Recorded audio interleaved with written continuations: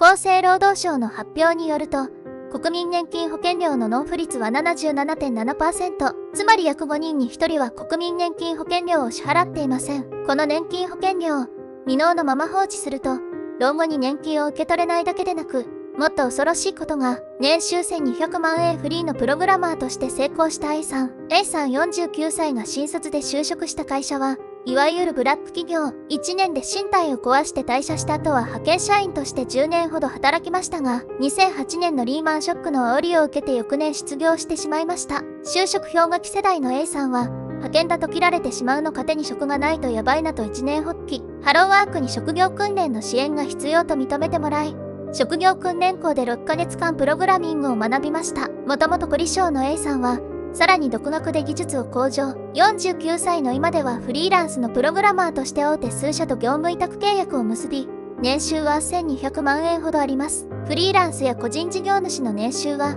総収入額から経費など引いた確定申告書 B の所得金額等の金額を言う。悲劇は突然に預金口座が差し押さえられたわけ。ところがある朝、A さんの元に銀行からメールが届きました。今月分ご利用料金の自動引き落としを完了することができませんでした。その日に口座振替予定のクレジットカードの引き落としができなかったというのです。A さんがそんなはずはない。預金は十分残っているはずだと残高を確認してみると、口座残高は0円となっています。驚いて銀行に確認すると、預金の全額840万円が日本年金機構に差し押さえられたことが分かりました。A さんは、仕事どころではありません。自宅で業務を進めていましたが一旦中断し、所轄の社会保険事務所へ飛んでいきました。未納額延滞金で約43万円支払うはめに、社会保険事務所に行くと、職員は、預金を差し押さえられた理由について国民年金保険料が未納のため、預金口座を差し押さえました強制徴収を行いましたと言います。A さんは、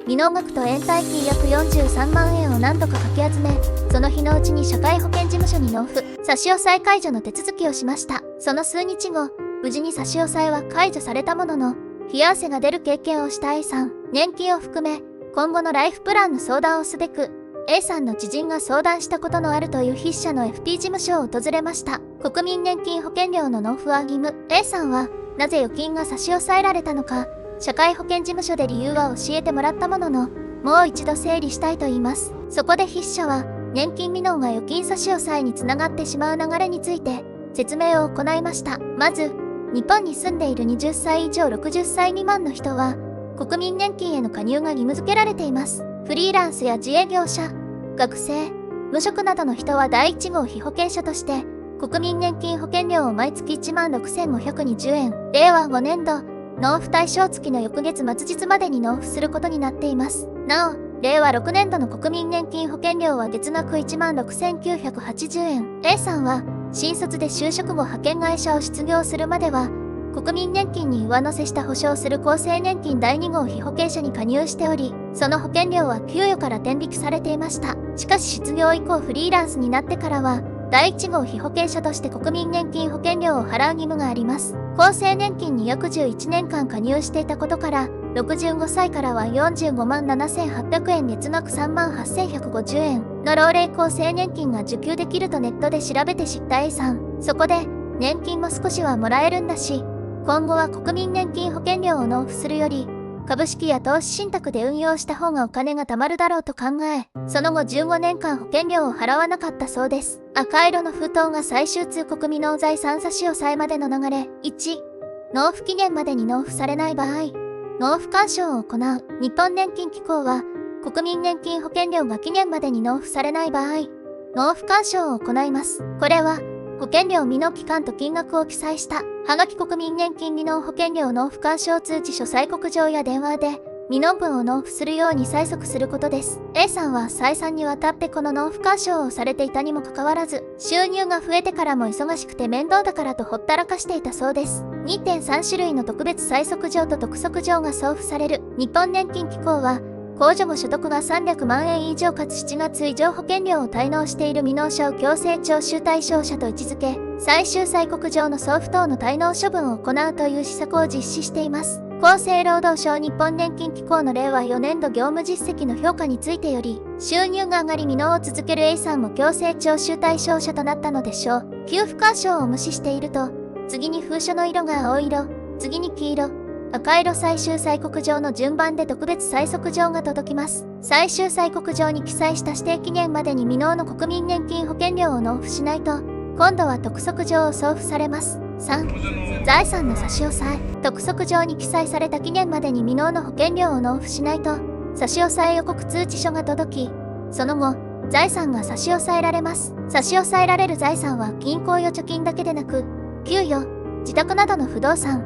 車、株券などです。無視し続けると延滞金も支払うはめに、督促状で指定された期限までに未納保険料を納付すれば、延滞金は課せられません。しかしそれ以降に納付すると、本来の納付期限の翌日から未納金を納付した日の前日までに数分の延滞金も徴収されます。通常、保険料の納付期限は2年でそれ以降は時効です。しかし、督促状が届くとそこで時効は中断します。中断後は、納付するまで延滞金額も増加していきます。延滞金は、年に 3.8%、14、6% かかります。延滞金の詳細は、日本年金機構国民年金保険料の延滞金を参照。日本年金機構によると、令和5年9月末時点での最終催告状送付件数は10万8091件、督促状送付件数は5万2849件、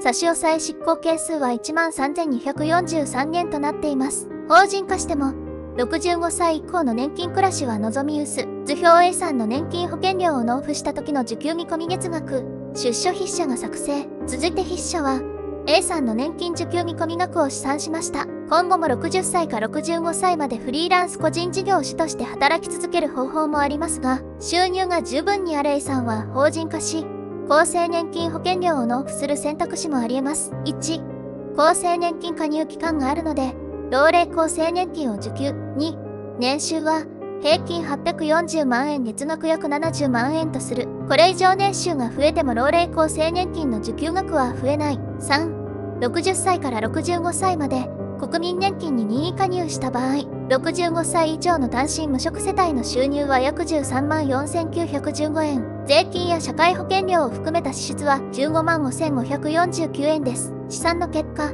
A さんが法人化したとしても、65歳以降は年金収入だけでは生活できず、貯蓄を取り崩す生活になるでしょう。したがって、収入のあるうちに税制優遇のある CNISA なども活用して、老後の生活費を作っておくことが大切です。未納を続けると強烈なしっぺ返しが甘く見てはいけない公的年金。一通り話した後、筆者は A さんに年金の役割についてもお話ししました。公的年金は、老齢年金のほか、万が一の場合は、65歳を待たず障害年金や遺族年金を受給することもできます。A さんは、年金って年金以外の機能も備えているんですね。甘く見てました。これからはきちんと支払いますと言って帰られました。国民年金保険料の負担額は決して安くなく、払う必要があるのかと思う方もいらっしゃるでしょう。しかし、リタイア後の主な収入は年金です。日本年金機構が年金定期便などで知らせてくれる年金受給見込み額は、老後のライフプランを作成する時のベースになります。年金を甘く見ていると、